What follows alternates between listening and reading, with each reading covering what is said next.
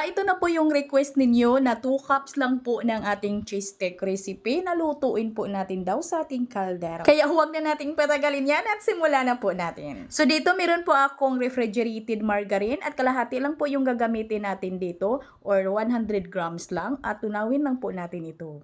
At dito naman sa ating mixing bowl ay ilagay na po natin yung 1/4 cup ng powdered milk at 1/2 cup na condensed milk. At 1/4 teaspoon ng ating iodized salt at 1/2 teaspoon ng vanilla extract. At 1/3 cup ng light brown sugar at pag medyo malamig na po yung tinunaw po natin na refrigerated margarine ay ilagay na po natin dito. At haluin lang po natin ito hanggang sa halos matunaw na po yung ating asukal. At dito mga guys, sa ating harina ay naubusan po ako ngayon ng cake flour kaya yung gagamitin po natin ngayon ay yung all-purpose flour. Gagamit lang po tayo ng 2 cups ng ating all-purpose flour. At lagyan lang po natin ito ng 1/2 teaspoon ng baking powder. At dahil gumamit po tayo dito ng all-purpose flour, kaya medyo matigas po yung ating mixture, kaya dagdagan po natin ito ng 1/4 cup ng evaporated milk. Pero pag gumamit po kayo dito ng cake flour, ay huwag na po kayong magdagdag ng evaporated milk kasi saktong-sakto lang po dito yung ating mga measurements sa ating liquid or wet ingredients para po sa ating cake flour na gagamitin. At mix lang po talaga natin ito hanggang sa maka-form po tayo na parang dough. At dito mga gagamit lang po ako ng ating holmahan na may sizes po ito na 9 by 12 by 1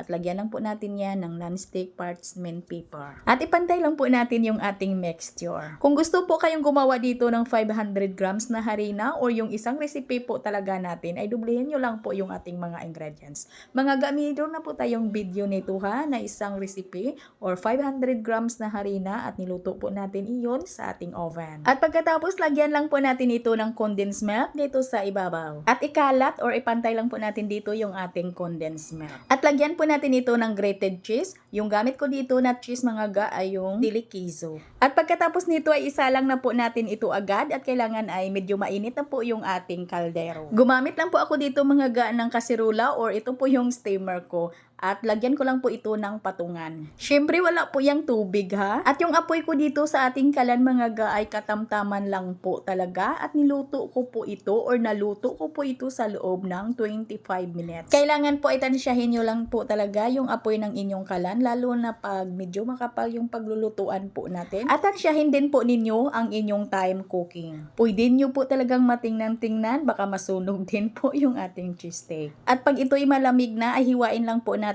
ito ng pahaba na medyo payat. At pwede natin itong balutin sa colored cellophane. At ang bintahan po natin dito ay 5 piso lang. Siyempre medyo maliit lang po ito na mahaba. Pwede talaga natin itong gawing pang negosyo mga ga, dagdag income po natin. Hanggang dito lang po yung ating video. Maraming salamat at bye-bye.